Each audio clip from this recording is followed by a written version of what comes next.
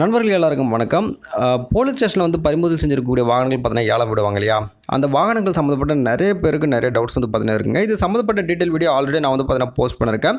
இருந்தாலுமே வந்து பார்த்தீங்கன்னா வந்து இன்னும் நிறைய கொஸ்டின்ஸ் பார்த்தீங்கன்னா கீழே பார்த்தீங்கன்னா ரைஸ் ஆகிட்டு இருக்கு. என்ன அப்படின்னு பார்த்தீங்கன்னா வந்து என்னுடைய மாவட்டத்தில் வந்து பார்த்தீங்கன்னா வந்து எப்போ இந்த வாகனத்தை விடுவாங்க அப்படின்ற ஒரு கொஸ்டின் முதல்ல கொண்டு இதுக்கு வந்து ப்ராப்பரான ஆர்சி புக் அவங்க வந்து கொடுப்பாங்களா?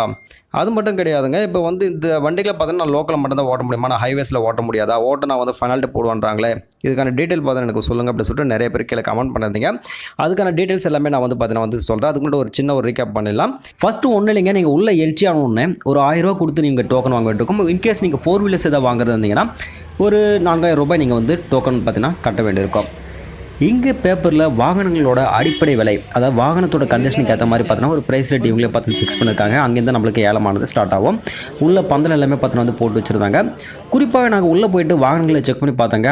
ஓரளவுக்கு புதுசாக இருக்கக்கூடிய வாகனம் இருந்தது, ஓரளவுக்கு டேமேஜ் ஆன வாகனங்கள் கூட இருந்தது. ஸோ வாகனத்தோட கண்டிஷனுக்கு ஏற்ற மாதிரி ஏலம் பார்த்தீங்கன்னா வந்து எடுத்துகிட்டே இருப்பாங்க நம்முடைய பீப்புள்ஸ். ஸோ வாங்க நேரடியாக போயிட்டு ஏலம் எடுக்கிற இடத்துக்கு போயிடலாம். கூகுள் பேலாம் இங்கே அலோடு இல்லை. இது முடிச்சுட்டு போகும்போது உங்களோட டோக்கன் அட்வான்ஸ் சொல்லுவாங்க, அது அப்புறம் வாங்கி போயிடுங்க.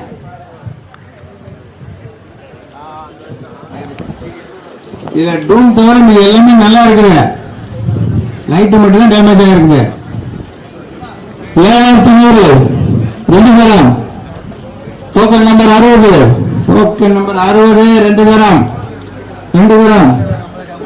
Token number 60 7100. 7100 டோக்கன் நம்பர் 60 3 தரம். 7100க்கு இந்த வண்டி உண்மையிலே ஒரு வர்த்தான வண்டி அப்படின்னு சொல்லலாம். கொஞ்சம் செலவு பண்ணீங்கன்னா புது வண்டியாகவே அது வந்து மாறிடும். எனவே இதுக்கான டாக்குமெண்ட்ஸ் எல்லாம் நீங்கள் ஒரு வாரம் கழிச்சு ஸ்டேஷன்லேயே போய் நீங்கள் வாங்கிக்கலாம். 5000 ரூபாய். ஒரு சிறிய பொழுதுக்கு பிறகு மிக வேகமாக ஓட்டி செல்வதற்கு தகுந்த வாகனம் ஏலம் கேட்பவர்கள் கேட்கலாம். ஸ்டார் சிட்டி 4000 அரசால் நிர்ணயிக்கப்பட்ட தொகை 4000. இங்கே வந்து என்ட்ரி போட்டாங்க இல்லையா? இந்த என்ட்ரி வந்து பார்த்தீங்கன்னா வந்து 2 சக்கர வாகனங்களுக்கு 2000 ரூபாயும் 4 சக்கர வாகனங்களுக்கு பார்த்தீங்கன்னா வந்து 5000 ரூபாயும் கொடுத்து நீங்கள் வந்து ஃபஸ்ட்டு ஸ்டார்டிங்கில் நீங்கள் என்ட்ரி போட வேண்டியிருக்கும். அதுக்கு முன்னாடி பார்த்தீங்கன்னா இவங்க எப்படி அட்வர்டைஸ்மெண்ட் கொடுக்குறாங்க பார்த்தீங்கன்னா வந்து ப்ராப்பரான கோர்ட் ஆர்டர் முடிஞ்சதுக்கு அப்புறமாக, அதாவது பார்த்தீங்கன்னா எக்கச்சக்கமான வாகனங்கள் பார்த்தீங்கன்னா வந்து ஸ்டேஷனில் சேர்ந்துருச்சு. அந்த வாகனங்கள் பார்த்தீங்கன்னா வந்து வைக்கிறதுக்கு இடம் கிடையாது. ஒருவேளை வந்து பார்த்தீங்கன்னா வந்து அது ஓனர் வந்து பார்த்தீங்கன்னா ப்ராப்பரான டாக்குமெண்ட்ஸ் கொடுத்து அது வந்து பார்த்தீங்கன்னா பெனால்ட்டி கட்டி எடுத்துகிட்டு போயிட்டால் ஓகே. அப்படி இல்லாத பட்சத்தில் தான் இது மாதிரி இடங்களுக்கு பார்த்தீங்கன்னா அந்த வாகனங்கள் பார்த்தீங்கன்னா அது வரும். ஸோ இப்படிப்பட்ட நேரத்தில் ப்ராப்பரான கோர்ட் ஆர்டரோட என்ன பண்ணுவாங்க அப்படின்னு பார்த்தீங்கன்னா உங்களுக்கு பார்த்தீங்கன்னா வந்து குறிப்பிட்ட நாள் இந்த வண்டிகள் எல்லாமே ஏலம் வருது அப்படின்னு சொல்லிடுவாங்க. இந்த குறிப்பிட்ட வாகனத்தோட ஓனர் இருப்பாங்க இல்லையா, பழைய ஓனர், அவங்களும் பார்த்தீங்கன்னா இதில் வந்து பார்ட்டிசிபேட் பண்ணுவாங்க. அதுக்கு முன்னாடி பார்த்தீங்கன்னா அவங்க போலீஸ் ஸ்டேஷனில் போய்ட்டு எனக்கு இது மாதிரி வாகனம் பார்த்தீங்கன்னா நான் ஏலத்தில் நானே எடுத்துக்கிறேன் அப்படின்ட்டு கூட அவங்க வந்து பார்த்தீங்கன்னா நோட்டீஸ் பண்ணிவிடுவாங்க ஃபஸ்ட்டு. அவங்களும் இதில் வந்து பார்த்தீங்கன்னா கலந்துப்பாங்க. பட் அவங்களுக்கு வரக்கூடிய அந்த வாகனங்கள் வந்து பார்த்தீங்கன்னா நம்ம ஏலம் எடுக்க முடியாது. அந்த ஓனரே பார்த்தீங்கன்னா வந்து ப்ராப்பராக ஒரு ஜிஎஸ்டி கட்டி அந்த வண்டியை பார்த்தீங்கன்னா வந்து ஸ்டார்டிங் ரேட்டுக்கு எடுத்துகிட்டு போயிடுவார். பட் நிறைய பேர் அப்படியே ஏமாந்து போயிடுவாங்க. நம்ம ஸ்டார்டிங்கில் பார்த்தீங்கன்னா போர்டில் வந்து அவங்க அனௌன்ஸ்மெண்ட் பண்ணியிருப்பாங்க பேப்பர்ஸ். அந்த பேப்பர்ஸ் பார்த்தோன்னே பார்த்தா வந்து 6000 5000 இதில் போட்டிருக்கு ஸ்டார்டிங் ரேட்டு, வண்டி நல்லா இருக்குது, எவ்வளோ இருந்தாலும் நம்ம எடுத்துக்கலாம் அப்படின்னு சொல்லிட்டு நம்ம போய்ட்டு பார்ப்போம். அந்த வண்டிகளெல்லாம் பார்த்தா வந்து நம்பர் ஒட்டிச்சிருப்பாங்க. அந்த வண்டிகளெல்லாம் நம்ம பார்த்துட்டு ஓகே இந்த வண்டி எப்படியாவது நம்ம ஏலத்துக்கு எடுத்துணும் அப்படின்னு சொல்லிட்டு நம்ம நின்றுட்டுருப்போம். ஸோ அப்படிப்பட்ட நேரத்தில் அந்த ப்ராப்பரான அந்த ஓனர் ஆஃபர்ன்ற பேரில் இந்த வண்டி வந்து பார்த்தீங்கன்னா வந்து அந்த ஓனருக்கு எடுத்துகிட்டு போயிட்டு வச்சுருவாங்க. ஸோ இப்படி தான் பார்த்தீங்கன்னா நிறைய பேர் ஏமாந்து போயிடுவாங்க. நான் நம்ம 2 வாகனங்கள் எடுக்க போயிட்டு இது மாதிரி ஏமாந்து போயிட்டேன். பட் அதுக்காக வாகனங்கள் வராது அப்படின்னு கிடையாதுங்க. ஒரு குறிப்பிட்ட வாகனங்கள் எல்லாமே பார்த்தீங்கன்னா வந்து ஒரு நல்ல ரேட்டுக்கு வந்து பார்த்தீங்கன்னா நிறைய பேர் வந்து ஏலம் எடுக்கிறது நான் வந்து பார்த்தீங்கன்னா பார்க்க முடிஞ்சது.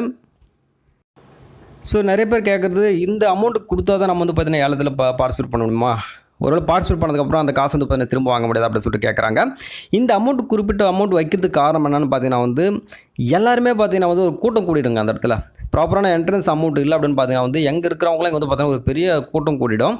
இந்த என்ட்ரன்ஸ் வைக்கும்போது பார்த்தீங்கன்னா வந்து மோஸ்ட்லி வந்து பார்த்தீங்கன்னா அவாய்ட் ஆகிடுவாங்க. நிறைய பேர் வந்து பார்த்தீங்கன்னா எடுக்காதவங்களாம் வரமாட்டாங்க இந்த ஏலத்துக்கு. ஸோ அந்த குறிப்பிட்ட நபர்கள் மட்டும் வந்து பார்த்தீங்கன்னா வந்து ஏலம் எடுக்கிறதுக்கு வருவாங்க. அதாவது எடுக்க போகிறவங்க மட்டும்தான் இதுக்கு வந்து முக்கியமாக பார்ட்டிசிபேட் பண்ணுவாங்க. கூட்டத்தை தவிர்க்க முடியும். ஸோ அதுக்காக தான். சரி ஓகேங்க. நிறைய பேர் பார்த்தீங்கன்னா இது சம்மந்தப்பட்டு கீழே கமெண்ட் செக்ஷனில் கமெண்ட் பார்த்தீங்கன்னா பண்ணியிருந்தாங்க. ஆன்சர்ஸே வந்து பார்த்தீங்கன்னா பண்ணியிருந்தாங்க. அந்த ஆன்சர்ஸ் எல்லாம் நம்ம வந்து பார்த்தீங்கன்னா வந்து ஸ்டெப் பை ஸ்டெப்பாக பார்த்துடலாம்.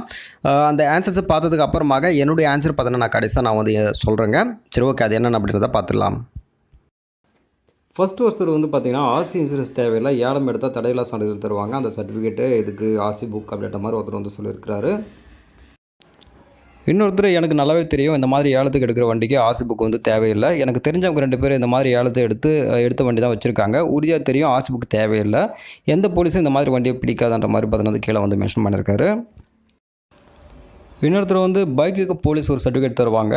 அதை வச்சு நம்ம என்ன பண்ணிக்கலாம், இன்சூரன்ஸ் கிளைம் பண்ணிக்கலாம் அப்படின்ற மாதிரி ஒருத்தர் சொல்லியிருக்காரு. அடுத்து இறுதியாக ஒருத்தர் வந்து பார்த்தீங்கன்னா வந்து எந்த போலீஸாவது உங்களை வந்து பிளாக் பண்ணாங்கன்னா நீங்கள் நான் ஆப்ஜெக்ஷன் சர்டிஃபிகேட் அந்த என்ஓசி மட்டும் காட்டுங்க, அவங்க வந்து விட்டுருவாங்க, எந்த ஒரு பிரச்சனையும் கிடையாது அப்படின்னு மென்ஷன் பண்ணியிருக்காரு. சரி, ஓகே. இது வரைக்கும் அவங்க சொன்ன மொத்த இன்ஃபர்மேஷன் நீங்கள் வந்து கேட்டிருப்பீங்க. இதில் வந்து பார்த்தீங்கன்னா எல்லாருக்கும் இருக்கக்கூடிய முக்கியமான டவுட்னாக்கா, இது வந்து லோக்கலில் மட்டும் தான் நம்ம வந்து ஓட்டிக்க முடியுமா, நம்ம வந்து சிட்டிலேயோ இல்லை பைபாஸ்லையோ நம்ம வந்து ஓட்ட முடியாதா, ஹைவேஸில் போக முடியாதா அப்படின்ற மாதிரி டவுட் இருக்குது. கண்டிப்பாக நீங்கள் வந்து போகலாம். அதுக்கு வந்து எந்த ஒரு ரெஸ்ட்ரிக்ஷனுமே கிடையாது. அங்கெல்லாம் பார்த்தீங்கன்னா வந்து பார்த்து உங்களுக்கு ஃபைனெல்லாம் போட மாட்டாங்க. நீங்கள் அந்த என்ஓசி காட்டினா போதுமானது. எல்லா இடத்துலையும் இது வந்து பார்த்தீங்கன்னா நீங்கள் ஓட்டலாம். அதுக்கு எந்த ஒரு பிரச்சனையும் கிடையாதுங்க.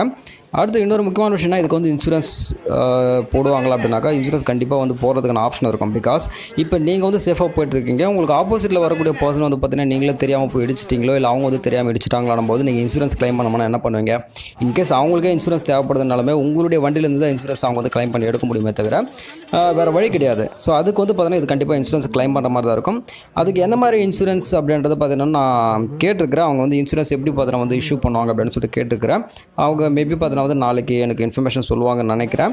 அதை நான் கீழே கமெண்ட் செக்ஷனில் பார்த்தீங்கன்னா நான் தெளிவாகவே உங்களுக்கு டைப் பண்ணி நான் வந்து போடுறேன். இன்சூரன்ஸ் எல்லாம் கண்டிப்பாக வந்து இதுக்கு வந்து இருக்கும்னு நினைக்கிறேன் ஏதாவது ஒரு விதத்தில். அவ்வளோதான், உங்களுக்கு தேவையான டீட்டெயில் வந்து கிடச்சிருக்கும்னு நினைக்கிறேன். இன்சூரன்ஸ் மட்டும் நாளைக்கு கண்டிப்பாக உங்களுக்கு கேட்டு சொல்கிறேன். ஸோ எனவே கைஸ், வீடியோ கண்டிப்பாக வந்து உங்களுக்கு யூஸ்ஃபுல்லாக இருந்திருக்கும்னு நினைக்கிறேன். ஸோ நிறைய டெக் வீடியோஸ் பார்த்து நம்ம சேனலில் பார்த்து நம்ம வந்து ப்ராப்பராக போஸ்ட் பண்ணிட்டு இருக்கோம். அதெல்லாம் உங்களுக்கு தெரியணும் அப்படின்னு நினச்சிங்கன்னா மறக்காம பார்த்தீங்கன்னா கீழே கமெண்ட் செக்ஷனில் கமெண்ட் பண்ணிவிட்டு மறக்காம பார்த்தீங்கன்னா சேனலை சப்ஸ்கிரைப் பண்ணி வச்சுங்க. உங்களுக்கான வீடியோஸ் அப்கமிங் நிறைய காத்துட்டு இருக்கு. அடுத்து இன்னொரு இன்ட்ரெஸ்டிங் வீடியோஸில் உங்களை நான் சந்திக்கிறேன். அதே உங்களுக்கு நானும் ரொம்ப நன்றி. வணக்கம். பாய். Take care.